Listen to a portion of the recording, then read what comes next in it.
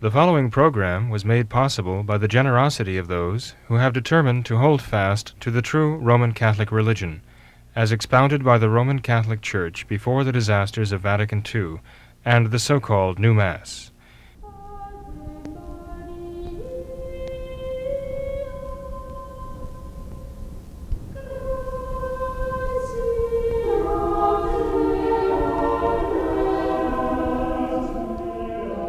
Hello and welcome to What Catholics Believe. I'm your host, Thomas Naegele, and with me tonight is Father William Jenkins from the Society of St. Pius V, pastor of Immaculate Conception Church in Norwood, Ohio. Hello, Father. Hello, Tom. Father, we've got a couple questions tonight concerning Francis and recent happenings at the Vatican. This first one writes in and says, now that Bergoglio has invoked magisterial authority and pronounced Vatican II liturgy is irreversible, can we finally turn our back on this man, or do we wait until the shoe falls and open sodomites are accepted as priests? Can we finally turn our backs on this man? Well, that can be interpreted in different ways. There are many people who have already turned their backs on him in the sense that they do not regard him as a representative of the Catholic faith, the Catholic Church, certainly. So if we haven't finally turned our backs on him by now, so to speak, I don't know what more he could do. I mean, he's an open socialist, very frank socialist, and Pope Pius XI said that no one can be a sincere Catholic and at the same time a socialist. Right? What did he say? No one can be at the same time a true Catholic and a sincere socialist. Well, we know Francis is a quote-unquote sincere socialist. So draw your own conclusion. So there's no doubt about it. I mean, this man does not represent the Catholic faith. There's no doubt about it. That's why when somebody offers the traditional Latin Mass, he really cannot say in good conscience that he's one in faith with Francis when it comes to the una cum at the canon of the Mass. It's impossible. If he's one in faith with Francis, he shouldn't be offering the traditional Mass, that's for sure. And people shouldn't be attending his traditional Mass if he does offer it. If he really is one in faith with this man. So, this statement of Francis now invoking magisterial authority just shows the fundamental dishonesty of the whole construct, the monstrous construct of the Novus Ordo. You'll have people who will parallel what St. Pius V did in 1570 with what Paul VI did in 1970. And they'll say they're the same thing. Look, a pope comes out with a new Mass, and, he issues this, he publishes this, and imposes this new Mass. So it's the same thing, right? The fact is, the difference. St. Pius V was rooting out the modern and the modernist at the time. He was rooting out the Protestant errors to restore the traditional Mass in all of its integrity. 400 years later, Paul VI does exactly the opposite. The procedure might be similar, but the procedure is all. I mean, it's the superficials that might stand some comparison there, but the essential is that what Paul VI was imposing was diametrically opposed to what Paul VI was imposing in 1970 was diametrically opposed to what St. Pius V was imposing in 1570, because Paul VI was doing exactly the opposite of what St. Pius V was doing. He was suppressing the traditional in order to not only bring into the foreground the new, he was trying to completely obliterate the traditional to replace it with the modernist. That was his own construction. That's not what St. Pius V did. And now you've got Bergoglio here appealing to St. Pius X and his reform of church music in Trae Sollicitudine, 1904. You've got him appealing to that as some sort of a principled foundation for what he did, and it's absurd. But it's not only absurd; it's just basically one big brash lie, is what it is. Again, St. Pius X was rooting out the modern. He was rooting out the operatic music. He was rooting out the romantic music that had come in, the opera hall type of music. He was rooting all that out. In fact, in Charlie's lecture today, he even spoke rather roughly. He said, we might have reason to fear, he said, that with our music, as corrupted as it is now by the modern music brought into the churches, that Christ will again knot the cords and come and drive the money changers out of the temple, with his whips, He said that's how bad it is. And the fact that it was in 1904 that he said that, when did he become Pope? Well, it was the end of 1903. He was ready. He was ready to issue that encyclical. You could tell, or this motu proprio is what it really was. You could tell that this had been really on his mind for a long time here, that this was an evil he was going to deal with. And he did. But again, the idea is that he was rooting out the modern, that is the worldly, from the church, and restoring the traditional.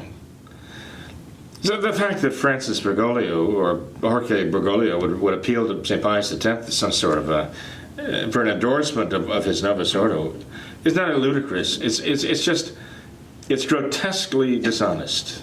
But that's what the Novus Ordo is. That's what modernism is.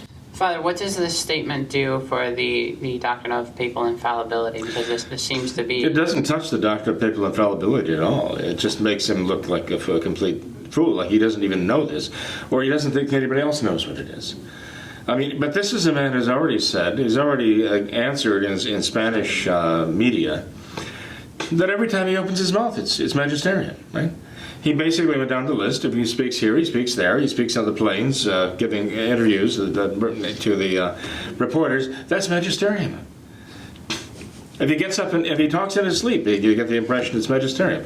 Hey, you might try that. It might be more orthodox. If you ever learn the catechism, it might come out. But it's sure not coming out when he's awake. I'll tell you. I don't think you can even hypnotize this man and get him to say something orthodox, Catholic. So anyway, it doesn't affect the Catholic teaching on Orthodox, on the magisterial teaching of the Church, magisterial authority.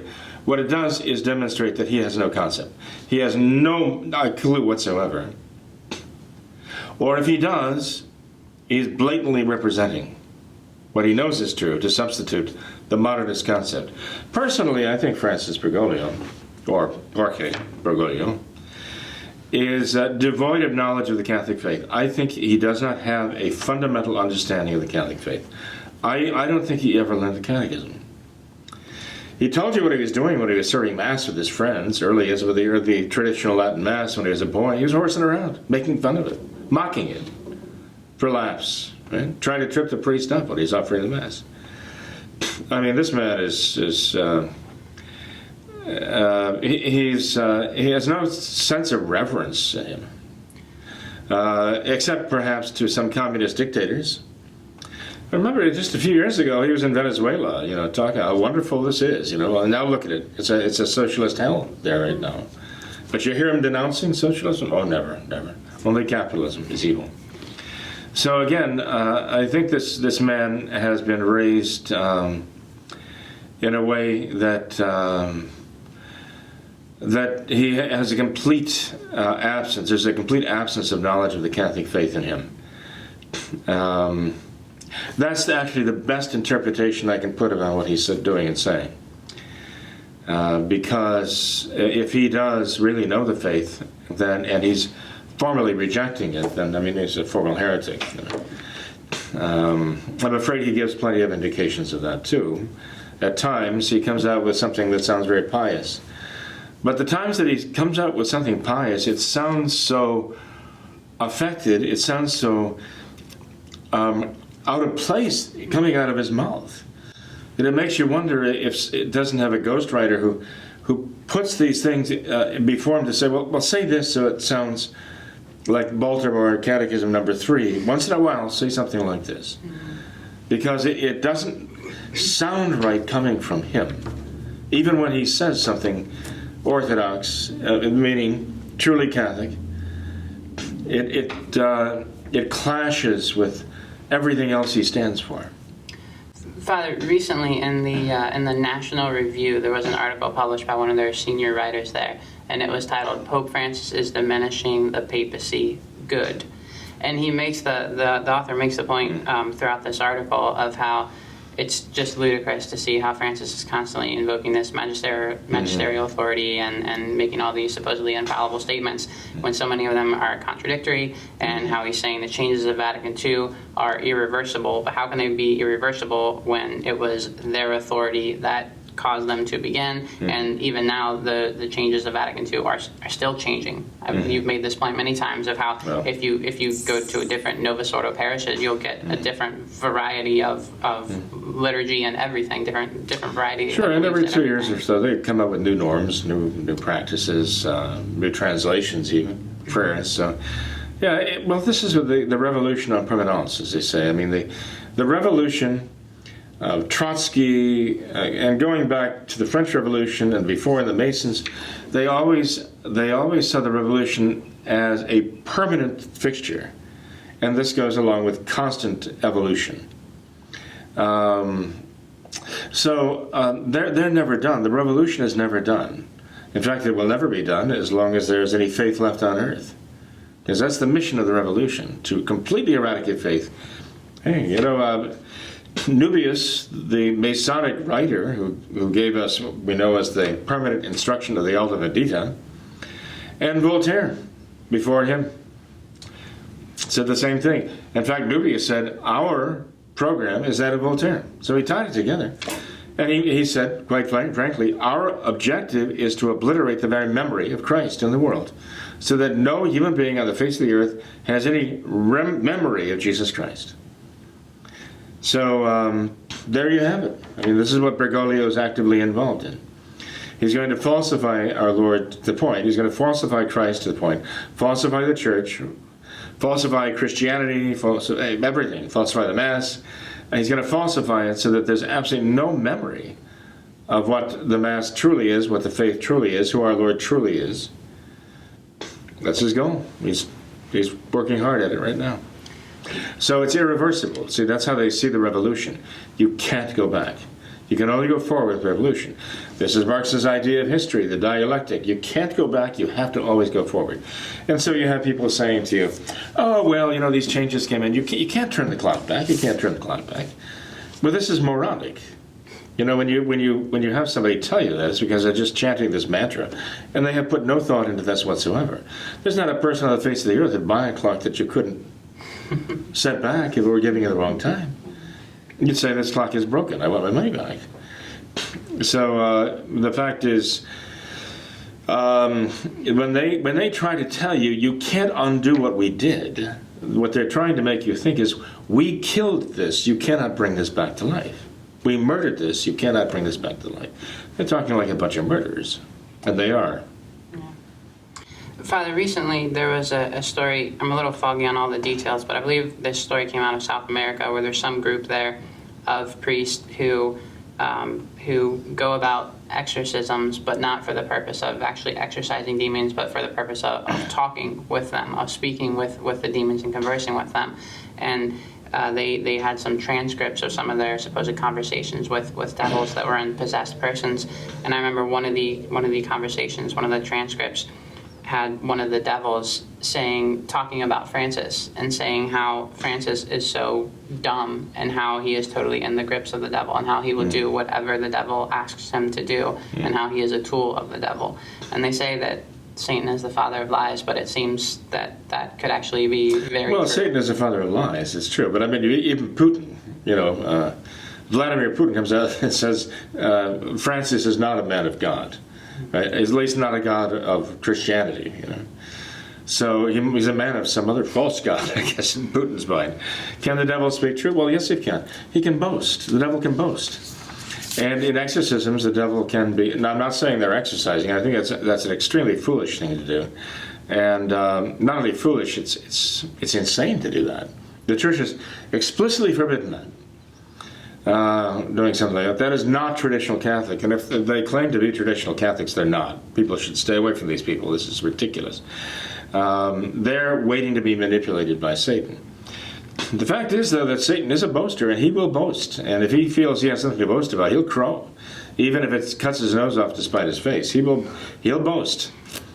And if he feels that, look, I've done this, I've gotten my goal, I've taken him over, he's mine now, and he'll do everything I say, and I've got your Pope, so-called, right?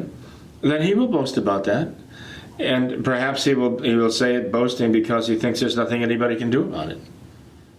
That's precisely what he would do. So that's why Satan continually gives himself a hot foot, so to speak, because his pride sets him up for doing stupid things. And for him to reveal something like that doesn't necessarily mean it's not true. It could just mean it's something that he's very proud of. Yeah. And he's going to make an issue of it. It's a scary thought, though. It's rather striking. To say, look what I did. To read something like that. Let's move on to another email, though, Father. This one is from a traditional Catholic living in Sweden who has been watching the program for some time. They have a couple questions, and the first one here reads as follows. If we today cannot know whether or not the conciliar popes are true or false popes, under what circumstances would we be able to get an answer? Since theology is a rational science and truth is objective, there must be an answer. Well, there certainly is an answer. That doesn't necessarily mean that we have all the answers, And there's a lot of objective reality out there we don't have the answers to. We're trying to find it. And there are some answers that are actually beyond our ken insofar as they require God to show us the way. And that's why he gave us a magisterium. So when Francis falsifies the magisterium, I'd say it's a pretty serious clue that he's not a true pope, To someone who would say, here, this is the problem, Tom, okay? There are people out there, and believe it or not, I do understand where they're coming from on this, okay? When you say, categorically, Francis is not the Pope. He's not the Vicar of Christ on earth. Or you say that the Novus Ordo popes, the succession of them are not popes at all. Then they immediately go into the mode of thinking, okay, the consequences of this are that the papacy is at an end. For all practical purposes, I mean, false cardinals appointed by false popes then cannot turn around and elect a true pope if they're not really cardinals. And so they see a vicious circle argument set up here where they basically think you're saying the church has come to an end. Where you're telling them, look, this is the end times, any minute now, God's going to pull the plug and it's going to be over. And so you're dictating that to them, and they're saying, well, I'm not ready to admit that, to acknowledge that yet. So, the implications of what you're saying as a sedevacantist are so grave that maybe you don't understand the implications of what you're saying, but the least I can say is you're reckless, because the implications are that's the end. This is the end. You're saying that Christ's promises failed.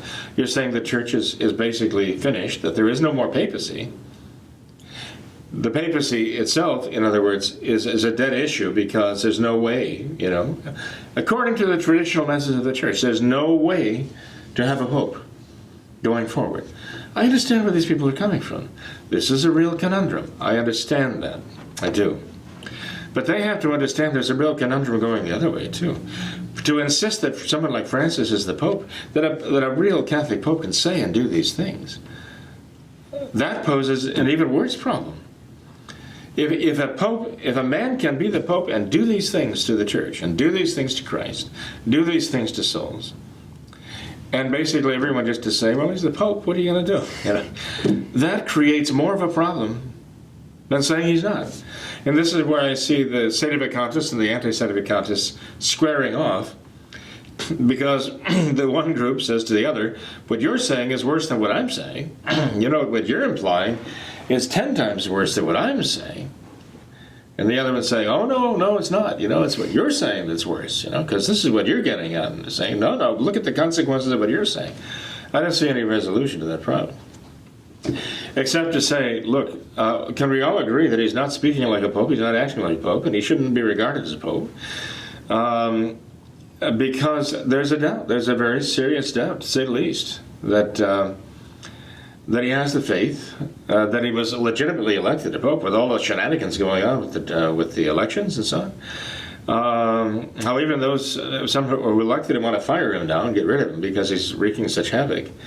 The church is in a state of, generally a state of crisis. If someone wants to subscribe to the thesis of Cassiciacum, saying he's a material pope and not a formal pope. Again, theologically, I don't see how I can defend that. But, if they need to somehow find an explanation why it seems we're in a dilemma right now, I understand very well. There is a dilemma here, okay? But in answer to our reader here, or our writer here, personally, I think we just have to go back to tradition, practicing the traditional Catholic faith, regardless of anything he says, and just completely, what should I say? Ignore what he says. We can't ignore it. Obviously, we have to show the falsehood of it.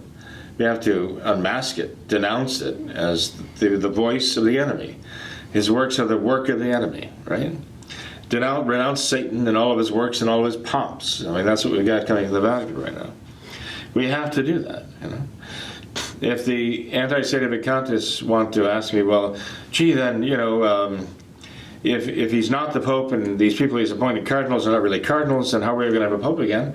I would say, well, that's not my department. I don't know. I do not know. There are people who suggest ways that this could be done. I don't think they're quite very realistic, honestly. But I know the Church has been in an impasse before. The Church and our Lord has, as only our Lord can do, because it's His Church. He has shown us the way. And I believe, I'm confident that He will here too. Even if there are some spectacular graces that have to be given that completely, dramatically, instantaneously change the whole picture, God can do that. But only God can do that. I can't do that. I can't predict these things either. I can't forecast these things. I can't send God an order form for so much grace to be given to so and so, delivered here on the Vatican doorstep.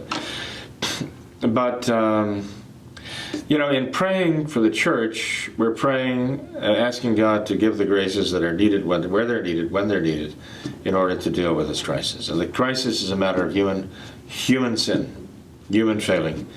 What Our Lady said at Fatima is hitting us, striking us with a great vengeance right now. And that's where we have to focus our energies and our time, reforming that. So, in answer to our writer here, I would say we have enough information. We've had quite enough information for quite some time to be quite certain that when Francis is speaking, he is not speaking as a pope. And what he says are not the words of Christ. They are not the words of a Catholic pontiff. What he does is these are not the actions of a Catholic pontiff, period. So, in terms of what he says and does, we do not regard these as the words or the actions of a Catholic pontiff. I can't, anyway. Yeah, and I think one point that's important to remember is that no matter what he says or does, it doesn't change. It doesn't change the answer, which is still just stick through tradition and follow the traditional faith. Sure. One more question here, Father, from this viewer, considering the Society of St. Pius X. He says, here in Sweden, SSPX have allied themselves with the neo-Nazi and neo-fascist movements. Why do you think that an organization that claims to stand for the restoration of traditional Catholicism would do something like this? They perhaps have been drawn into this by the artifices of these organizations. Now, he's saying that's true. I have reason to believe that what he's saying is true, but I haven't verified it myself. I understand, though, that there's something to this, what he's saying. And if this is exactly correct,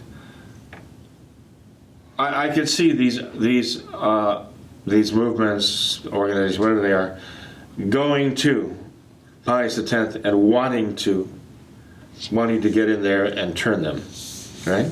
Seeing an opportunity. You know what Nubius said?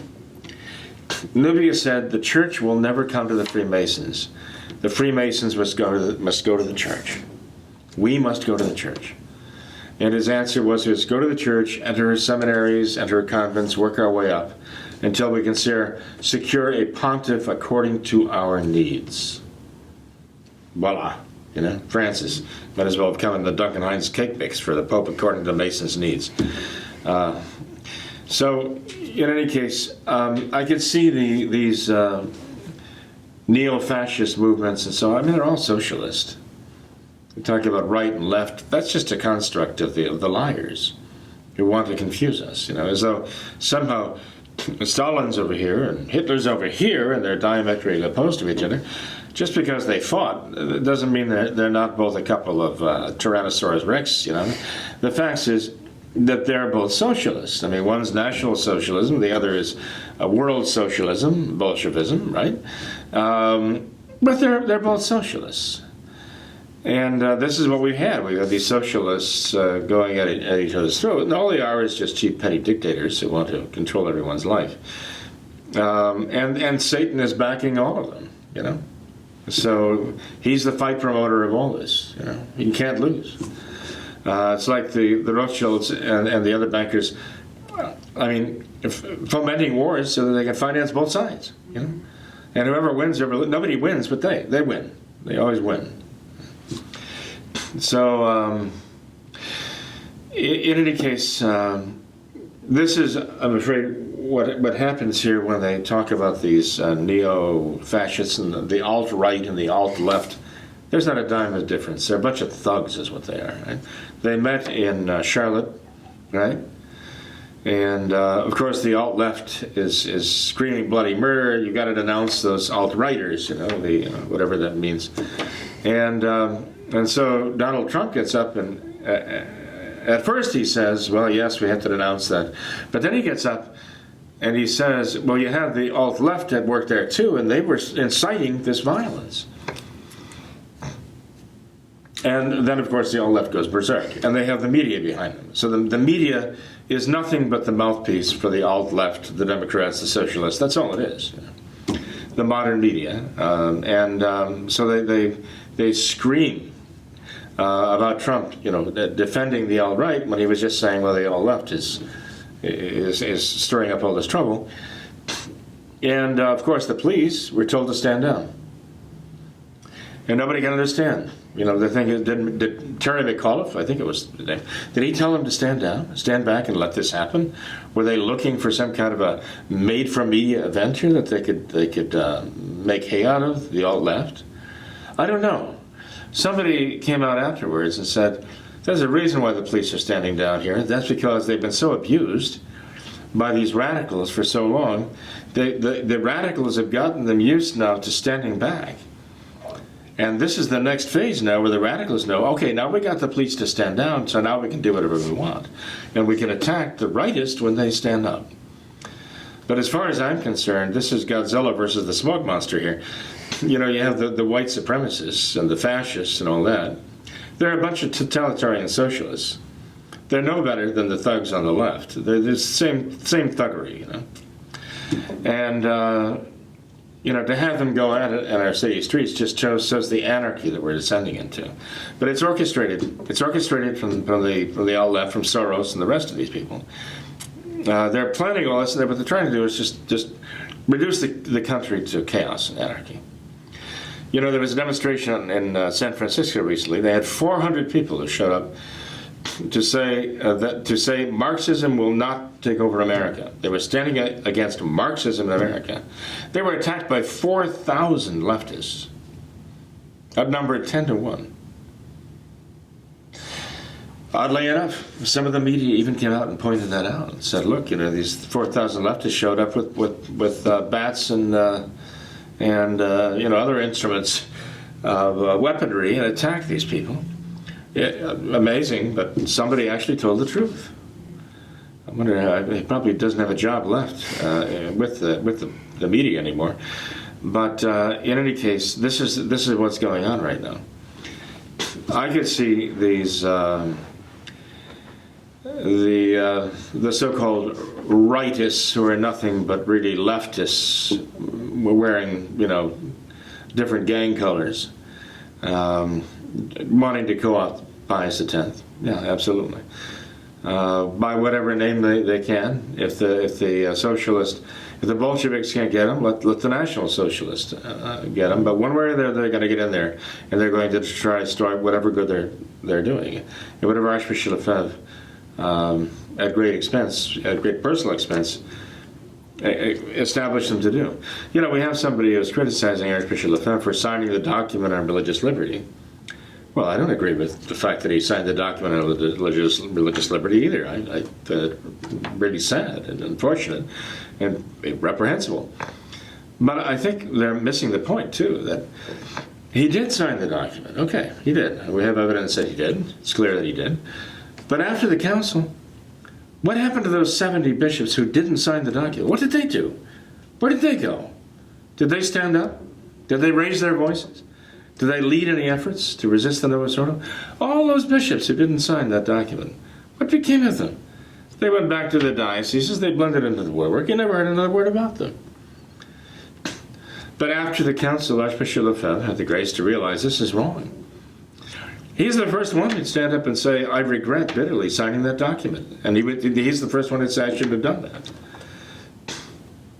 And basically, you might say he spent the rest of his life, quote unquote, repenting of it, in trying to do everything he could to resist the Novus Ordo.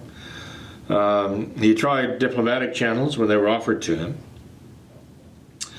But in the end, he managed to see his way through them, too, as artifices. And so I think we have to give him credit for that. I think it's enough to say, well, he signed these documents of Vatican II, so that's it. You know, we have nothing to do with them. Now, wait a minute. He's the one who went back home and got to work, and finally stood up practically single-handedly. And he's the one that they went after because they realized that he was the one who was their greatest opponent, the most formidable opponent. Father, today is St. Rose of Lima's feast day, great saint of the Church. What would she tell us if she were alive today in these tumultuous times? What advice would she have for us? I'm sure she would tell us to listen to the voice of Our Lady of Fatima. I'm sure she would say exactly what our Blessed Mother said. This is what you need to do. Look at the life of St. Rose of Lima. Look at the cross that she carried. Look at the sufferings that she endured. Right? Now, there was truly a valiant soul, a real victim soul. And she realized the need for prayer and penance. So, Our Lady's message at Fatima. You know, I think that's exactly what she would say. Listen to your mother, she would say. Listen to our mother. Right? As I did, and I want you to also. And the trouble you're in right now is simply the result of not listening to her and being obstinate and just wanting to go your own way. And even if you realize there's some serious wrong, just wanting to solve it in your own way. But there is no other way to solve it than her way. So that's where she would send us. All right, fair enough. Well, Father, thanks for being here tonight. I appreciate your time answering all these questions. But that's mutual, John. Thank you. No problem. And thanks to our questioners, too. Yeah, definitely. Thanks to all of our viewers for watching this episode of What Catholics Believe. Until next time, we ask that you all remember the words of Our Lady of Fatima, to consecrate yourselves and your families to the Immaculate Heart of Mary, and to pray and do penance. Thank you, and God bless you.